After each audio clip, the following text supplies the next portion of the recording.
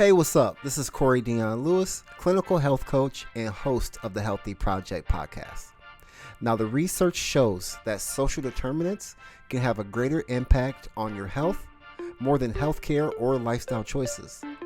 The purpose of this podcast is to discuss how to improve health and reduce health inequity by speaking to healthcare professionals, thought leaders, and entrepreneurs. Now, if you're enjoying the podcast, give it a review. Or you can also make a donation to the Healthy Project using the link in the description. It takes 30 seconds and it's super easy. Hey, thank you so much for listening. Now let's get started. All right, we're recording. Kayla, this is so weird for me. Why? Why? Like, I've been doing this for a minute, but like, this feels so much more like legit. Yeah. Like, you're my first guest in actual space. This is dope. New mics, new thing. You want to come up? But I'm trying. You him, right? You would say I'm Harla. You him. You know what I mean? Himmy. You know? Himmy. No, but I appreciate you. So this is kind of a double, like, exciting. One, new space, new podcast. Not new podcast, but new podcast, like space, environment, but also the Des Moines second, My City, My Health conference. So walk me through, for those that don't know, My City, My Health is a health equity conference series where the goal is to have a major health equity conference in every city in the country. That's the mission for My City, My Health that me and Larry established from day one. But this was the first like real health equity conference in Des Moines, and you were a part of the mental health panel. Yeah. So Thank you for that. Yeah, of course. Tell me about your experience and what that meant to you of having that conversation. Absolutely, yeah. It was it was beautiful. If I could just even take a step back, talk about going into the conference. I don't think I've ever been in a conference, like, a professional conference where I walk in, the vibes are there. Where it's like the music that's playing, the people, the community, and it's like the way you did it, and I loved where it was at. Everybody was kind of closer together. Yeah. It didn't feel like so spread out. So there was connection, there was like culture, and there was like authenticity, and I love that. So when I walked in, I was like, oh, I feel comfortable. I feel at home. Like, it's like sometimes you sit on a panel, right. Like, okay, I got to, not necessarily change or code switch, but I got to feel like I got to bring a little oomph. But I feel like, I'm talking to my people, which is like my city, right? Yes. I'm talking about stuff I already know. So I felt relaxed. It felt good just to talk about things and have the questions that people don't often ask, related to our population. So I loved it, and I felt like it was just a space I could just be me and just talk about something important. You know what, Kayla? I recognize that too, that people were asking questions that in my mind I'm thinking in another space, you probably wouldn't have asked that question. You know what I mean? That probably wouldn't have happened. Yeah. But in that space, I think, one, you, Brianne, and my boy Tim, the energy you guys were giving to the audience allowed that. I allowed that back and forth. Like, hey, this is... But I feel like you guys have that power anyway because you're therapists. That's what you were born with that. That's what you do. Yeah. So I feel like that's been the most popular, most asked for to bring back. So, of course, we're going to bring it back. And you're back at it again for the second time. Yeah. Is there anything that's on your chest right now? Let me take a step back because I have a lot different viewers. A lot of people who may not know you. Yeah. And I know you're not therapist, period, but you're a therapist and yes. So tell people a little bit about yourself, what you're doing, and what's your passion. Absolutely. So licensed mental health counselor in the state of Iowa. It's important to know I'm also a Black lesbian woman that just embodies everything about me. I love to kick it in shoes, sneakers. That's where Corey and I vibe. Hey. I got them today. I made sure I got to bring the dunks today. And I like to I like gold jewelry. I'm from Florida. Like, I like to bring swagger to the profession of mental health. And I like to destigmatize that it. part. That's from me walking in the door. I'm also director of the Drake Counseling Center, so that's where I primarily am. So I get to focus on mental health, needs across the entire campus. So doing mental health equity, that's like what I do every single day, is how do we think about and ensure that every person has access to these services in a safe and intentional and inclusive way. That goes through my mind. Right. I live for that. And I'm constantly going to have a job related to that, because that's like thinking, intention for like 4,500 people. Wow.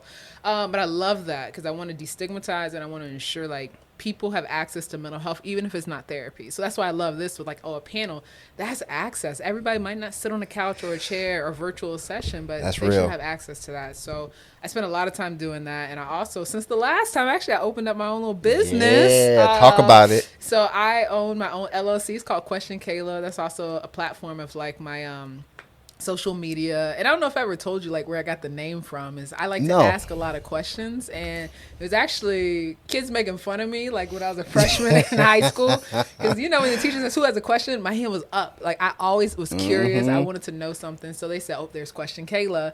And I realized that's not a bad thing. I have a lot of questions, but also want to, help answer questions. So that's where that platform came from.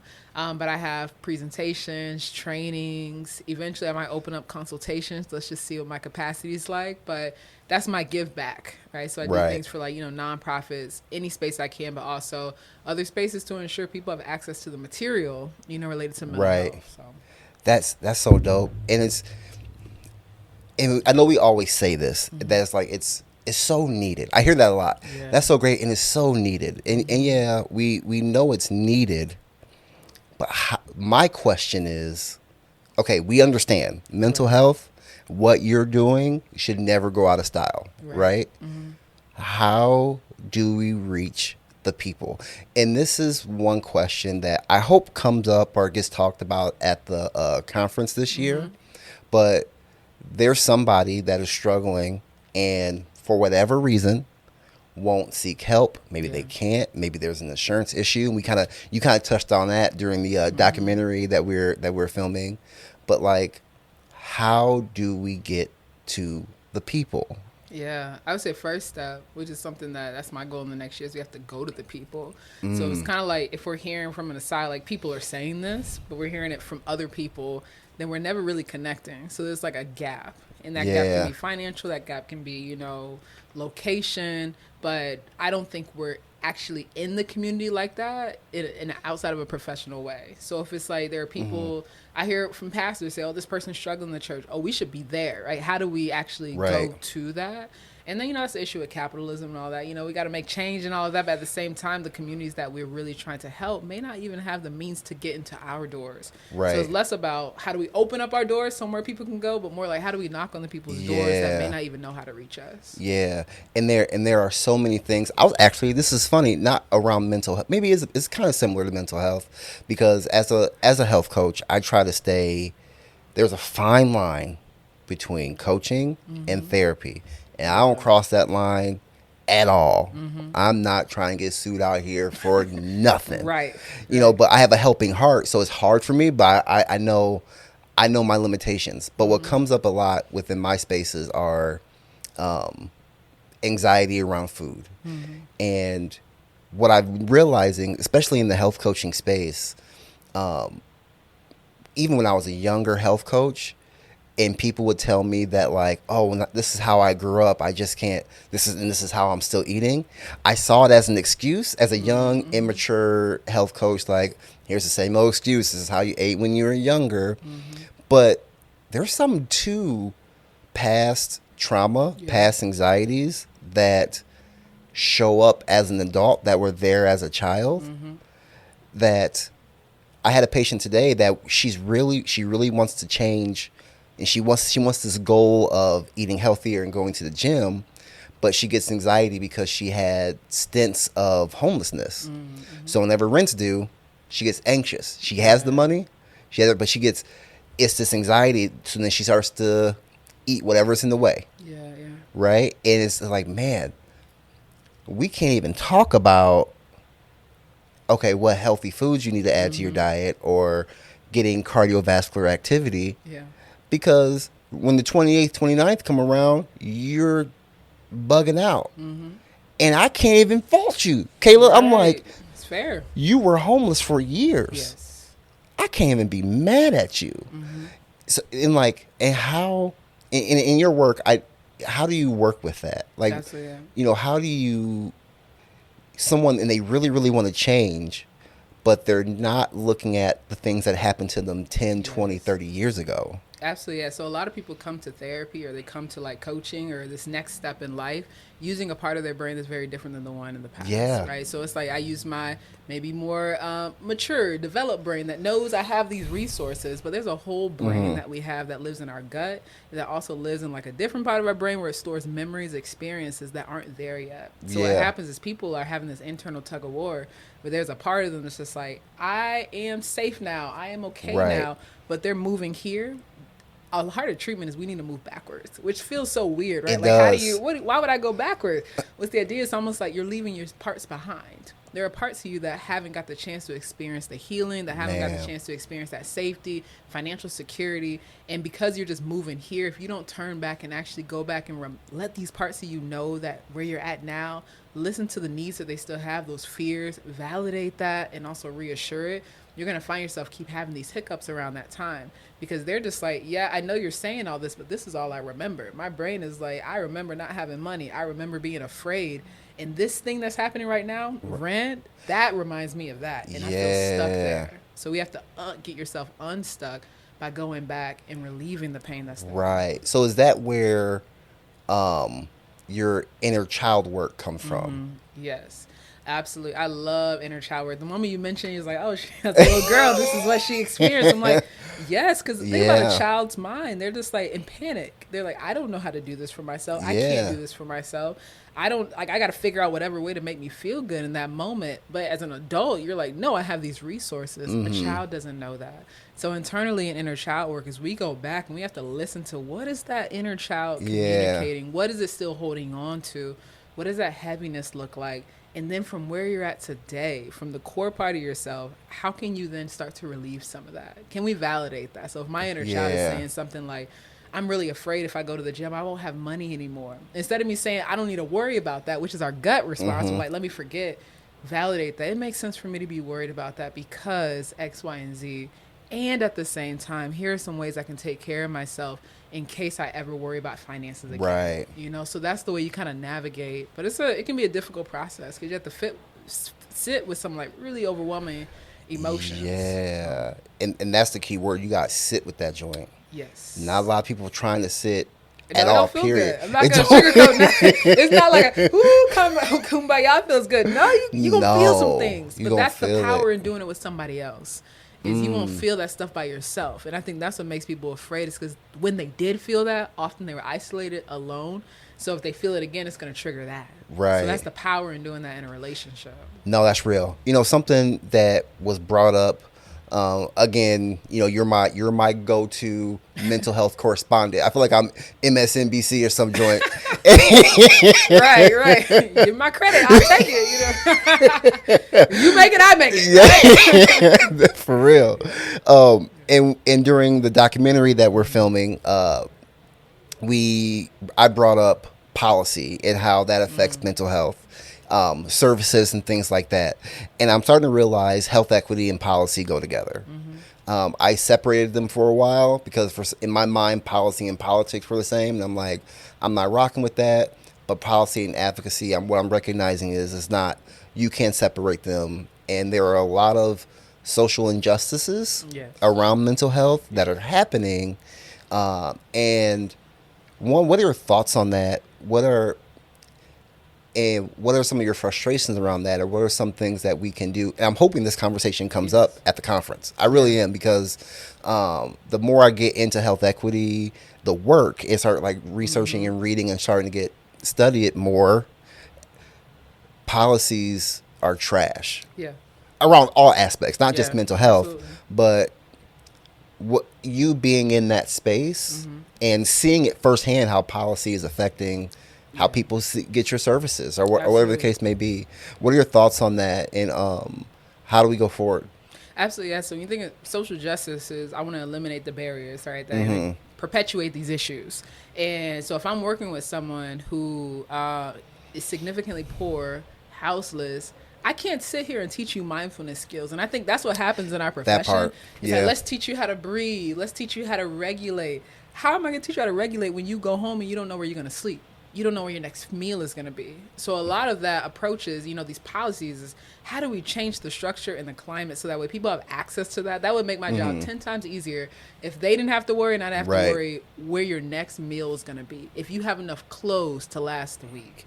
And that's the real talk of like what we're experiencing in our field, right? Even just things that, I work in a college setting about you're going to get that hold on your account, like I know you want to talk about this childhood trauma here, but at the same time you are panicking. You don't know if you're going to be able to afford your education. That email is real. I had it. I know because I was looking at my old email and said, wow. But if we don't have, we don't think about that stuff. Yeah. We're missing it. And I'm not one to help people become complacent in their pain just for the sake of doing therapy. That doesn't make sense. Right. And there's not any long-term progress. So when we think about policies, it's really looking at what kind of barriers is policy going to create for people, not only getting access, but sustainable health care. And I think that's what sometimes is missing. And so we're making policy. We're seeing it right now. In Iowa, the legislation's a hot mess.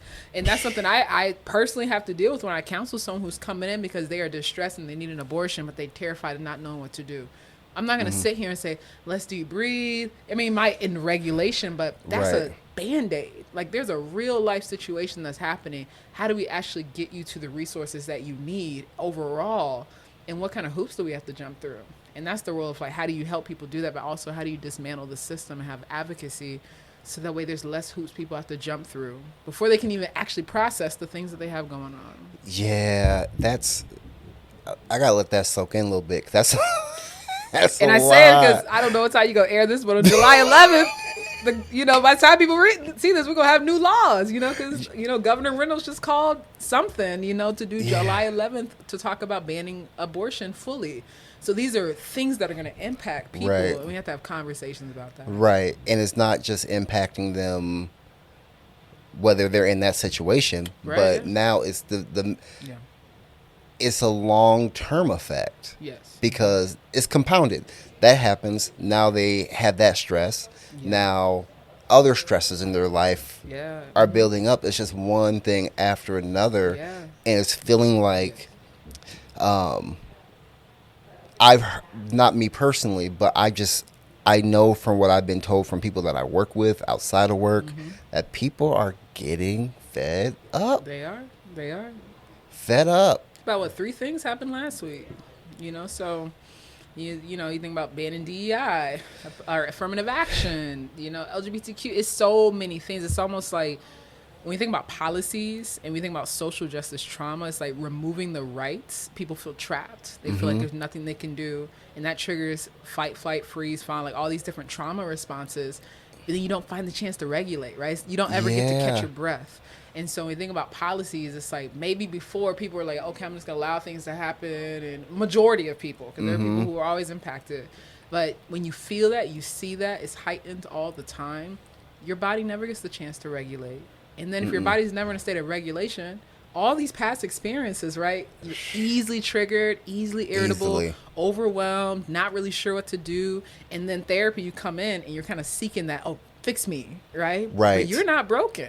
Right, it's like we're in a system. You're having, honestly, a typical response to a dysregulated society, and then we're figuring out how do we then fix you, rather than fixing like you mentioned policies, procedures, the structure.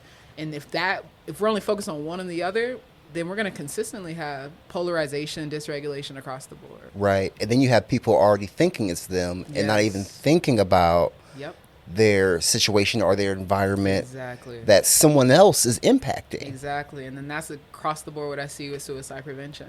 It's me, it's my fault. And if I believe it's my fault and that's the only way I can change is to change me, sometimes we do see situations where people say, if I just remove myself, then there won't be a problem anymore. Right. And that's what can happen. Can we dig into that? Can we talk about suicide a little bit? I know it sounds crazy when I say that, but... Not to me, because I talk about it all the time. I know. You talk about it all the time. And I don't remember if it was a YouTube video or Instagram reel or something. I know you out here in these social streets, but it was somewhere that you were talking about really passionately about how we don't talk about suicide, especially in communities of people of color. Yeah, we don't. Um, I have a few. I have a few ideas of why, but I want to get your point of view of why. Why do you think that specifically? Mental health is on one level, but we talk about suicide. Yeah. Oh, that's what we say. That's that white people. That's white people. Yeah. Absolutely. Dang. I think we as a community, especially the Black community, I see it a lot in like the Latinx community as well, indigenous populations, even though there are really high rates there. We pride ourselves on overcoming. We pride ourselves on resiliency. I remember driving in the car, my mom said, we can overcome slavery, we can overcome anything, right? That uplifts us as a community. But what happens when we feel like we can't overcome this? Right. There isn't this other, right? It's never, we can overcome anything. Right. And if we can't, we go to community, we get support. It's like, if we can't, we're weak. There's something wrong with you. And like all these messages, and that point, that layer of protection, that shield of protection of overcoming resilience, when you feel beaten down, we go inward. And then we really hold the burden of all of those messages that have happened, all the things and all the pain, to the only way you can see. Our brain is primed to protect us. It's primed to alleviate pain. So at that point, when you were so overwhelmed, that is the only way. Many people see it's like, that's the only escape I can have. Nothing else will help me. And when we're talking about racially marginalized groups, it's not like not trying, right? So then you're dealing with the system. Someone says, okay, go get help here. I get that help. That's not helping. I'm experiencing barrier after barrier after barrier, scrutiny. What happens? And the reason we don't talk about it is, I think, because a lot of us are in pain.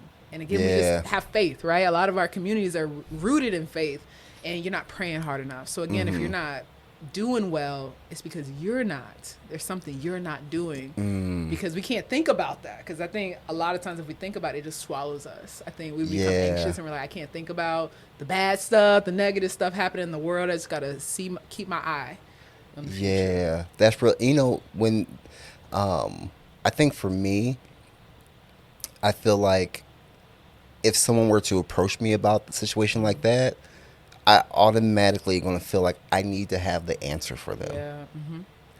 How can someone be an ally or supportive? Absolutely.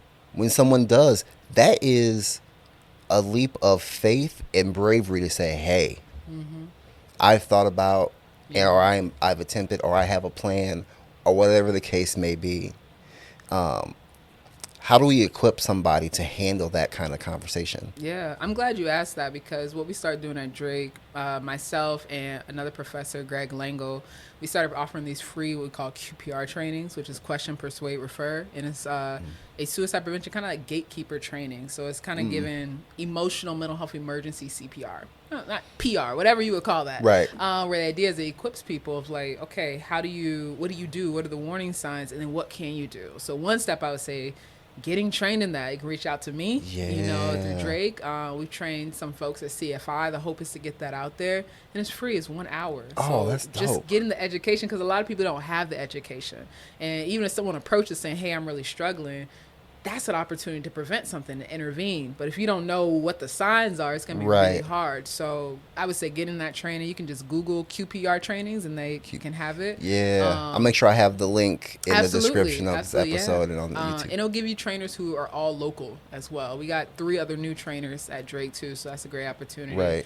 I would say starting with knowing the warning signs might be a good first step. So that way because there are a lot of warning signs out there. I unfortunately think about suicide more often than I should, because I see the warning signs in so many people. Right. So when they're talking to me, I'm like, And I see if you're thinking about it, there's a high chance they already are. Like, I want to dispel that myth. Like, you can't place a thought in someone's head like that. No. So if you're thinking about it, it's okay to ask. The worst thing they'll say is like, nah, I'm not thinking about that. Like, a lot of times people think like, oh, they'll get angry. That's not the case. Those are a lot of myths. If someone gets angry, underneath anger is a lot of pain, right? So sometimes that's just a natural response to fear. There's a lot of stigma related to it, and it can be scary, right? Talking about that. So we want to just open the door for it. And I would say another thing is just, letting someone know you're there for them, that you don't judge them. Because unfortunately, a lot of people's initial response is, oh, it's not that bad. Like, you'll be all right. That puts judgment on someone. That makes them feel like, yeah, there's something wrong with me for thinking this way. Or you're going to look at me differently now. Every time I see you, or it's not going to be the same. It's Absolutely. All those things. Just interrupt that by saying, I don't see you any differently. I feel even more connected to you Word. that you told me this. And like, I'm happy. I'm here for you to talk about this more, right? Keep the door open, and then just follow up with someone. Right, right. No, that's real. I appreciate that. Oh, last I was saying 988 line. That's new. There's a new suicide talk line. It used to be 1-800, a lot of numbers, but no one really remembers all those numbers. 988. That's call. Smart. Yeah, just right? Yes. Yeah. You just call. Have someone you can get connected. I've had to call for some people before. You can get connected to someone who can help, process that in that moment. Right. So let's talk about the swag for a minute, because if I were to say to some random person, what does a therapist look like? Oh, yes. Cardigan. They are not wearing Jordans. They're not. They're not rocking the socks. They're not looking like is this on purpose? Is this just how this the new school of therapists right now? I know this is you. Yeah. You know what I'm saying? Yeah. So why is it important for you to show up like this and also have somebody in your chair, that's not typically that looks like a therapist? Absolutely, yeah, because the populations that I pride myself in working with. Yeah, you do got a cardigan go. I come out with it. You do got one. I saw it on TikTok. I saw the TikTok. I know, it was rare. I was like, oh, you got me. It's rare. I think I had like 3 cardigans. That's it. So I have my days, but the populations that I pride myself in working on, which is predominantly, Black, Indigenous, folks of color, and LGBTQ communities. You're not going to want to go talk to someone if you don't feel like you can relate to them. That part. I think it starts with like how you show up. And during my day, I dress professional and things like that, but the swagger is still there, right? Word. My personality is still there. And I think what happens is when people enter the workforce, you're going to enter the image that you think you should look like. So even counselors, right? Even folks that are Black counselors, queer counselors, whatever, will still think, oh, this is what a counselor looks like. But it doesn't include them. And there haven't been a lot of us. There's like 4%, of Black clinicians that, that are therapists, and 1% of Black men. So you're already coming in with a very small perspective of people that look like you, that act like you, and a lot that don't. So for me, when I came, I said it's very important that I always show up as myself. And it happened also when I used to work with kids, like adolescents, and they gravitated to me so much because of that. When I wore my afro, they felt seen. When I wore my shoes, they felt seen, connected. So that's bigger than me just sitting in an office talking. Word. You need to feel seen, connected, and heard in ways that I can't just verbally state. Right. So for me, I was like, I'd much rather, and I feel good, because I think like, I think it's more important that we show up so we can create those spaces and be more authentic, because if I'm not authentic showing up, working with you, how can I help you get to authenticity even in this space? That's real. And I love it. I think I have, early in my career, health coaching career, I felt like I had to look a certain way because I was seen as a provider. So I had to put on these titles, church shoes. I'm like, this ain't it. Right. This is not me. Yes. And that's actually building on that. When I really started wearing sneakers, is I saw the way a group of often white clinicians, providers dress when they dress comfortably. I see those sneakers. I'm like, what? I get to wear those sneakers. So I can't wear my sneakers and we can wear those white Nikes? Absolutely. So then I realized that's a culture thing. Right? Yes.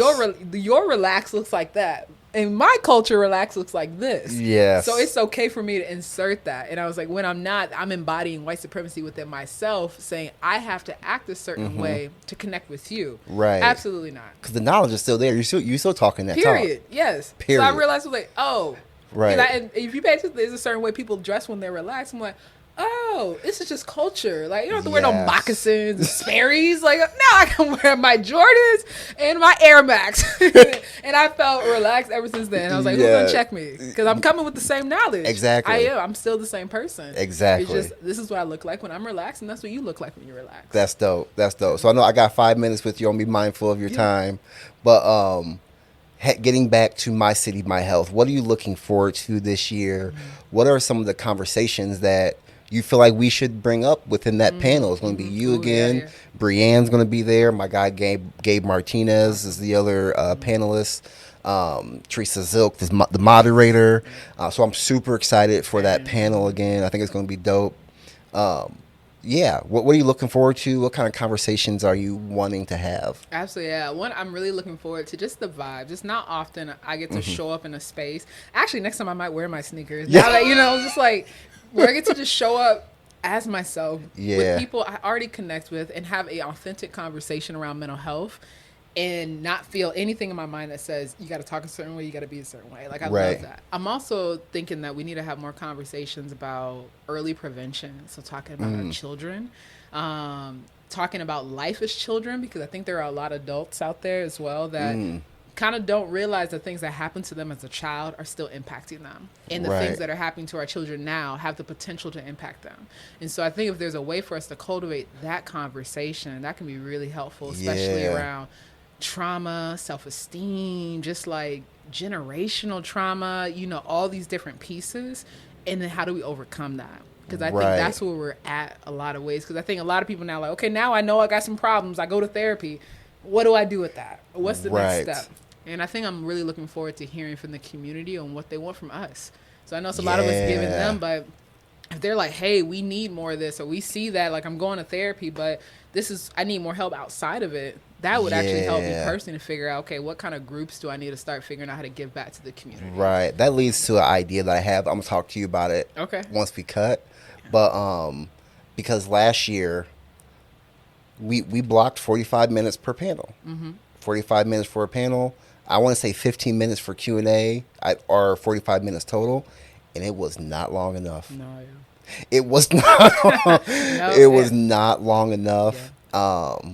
So it's still going to be the same format. But I have some ideas I want to get your thoughts on. Absolutely. But Kayla Bell-Consolver, thank you so much. Hit me. We have a new thing. Hit me and Kayla. Hey, I appreciate you so much. Absolutely. Yes. It's an honor. Yes, thank you so much. Oh, I didn't even say the Healthy Project podcast. This whole thing. Now you got your chance. Look, thank y'all for listening to the Healthy Project podcast. I'll holler at you next time.